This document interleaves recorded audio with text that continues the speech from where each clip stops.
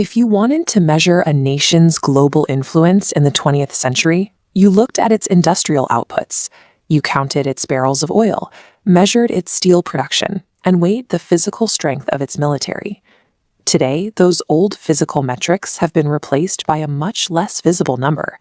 The true ceiling of a country's strength is now dictated by how much electricity it generates. Look at this chart comparing the annual electrical output of the two largest economies. The United States generates roughly 4,500 terawatt-hours of power each year. China generates over 10,000. They are producing roughly 2.3 times the electricity of the United States. That wide gap dictates exactly how much advanced infrastructure a country can actually turn on. Those terawatt-hours are the hard limit for how many automated factories, data centers, and advanced manufacturing hubs can operate simultaneously.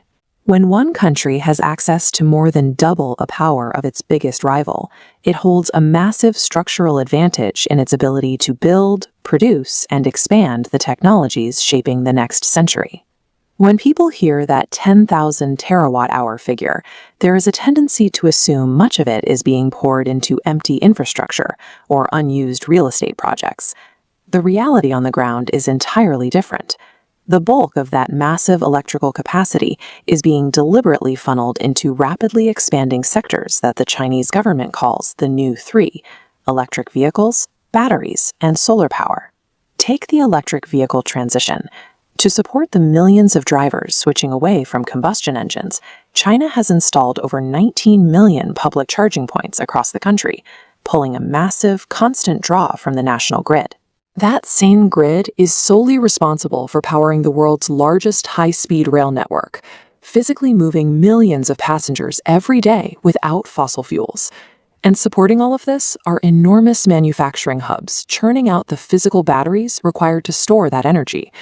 These automated lines demand huge amounts of power just to operate, but they output the exact technology needed to scale the power system even further. China designed a highly integrated economic machine where every sector, from transit to heavy manufacturing, relies on a continuous, massive flow of electricity to function. Over in the United States, the focus has been on different frontiers.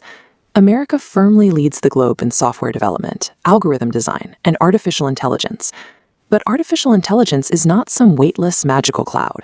Every single time a user queries an AI or generates an image, heavy computational work is executed inside deep, endless rows of physical server racks.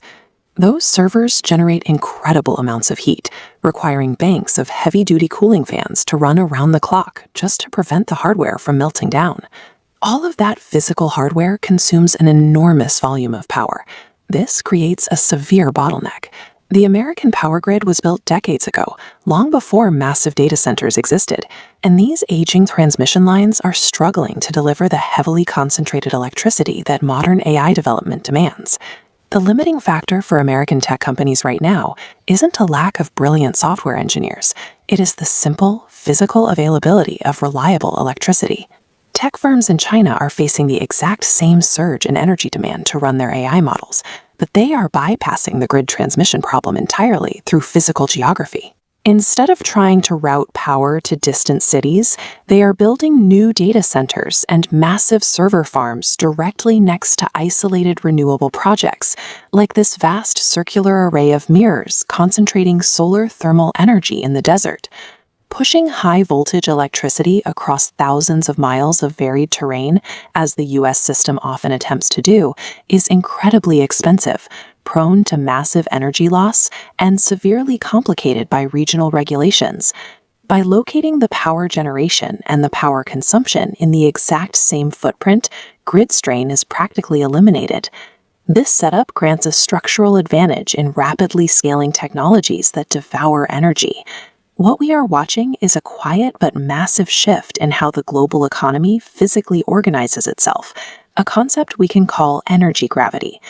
Historically, major corporations decided where to build their factories based on two main factors: access to cheap human labor and major oceanic shipping routes.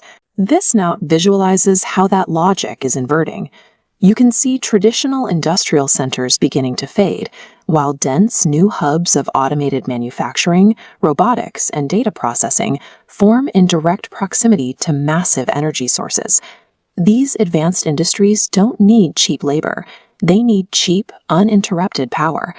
Notice how this massive concentration of power dictates where physical systems are built.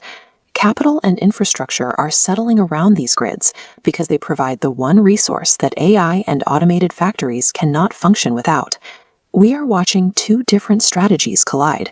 The United States continues to aggressively push the absolute bleeding edge of digital intelligence and software design, while China focuses heavily on scaling the physical infrastructure required to keep those systems running. Developing the smartest algorithms is a massive advantage, but sustaining that innovation at scale depends on a highly unglamorous reality. The balance of global power for the rest of this century will likely be decided by whoever controls the most reliable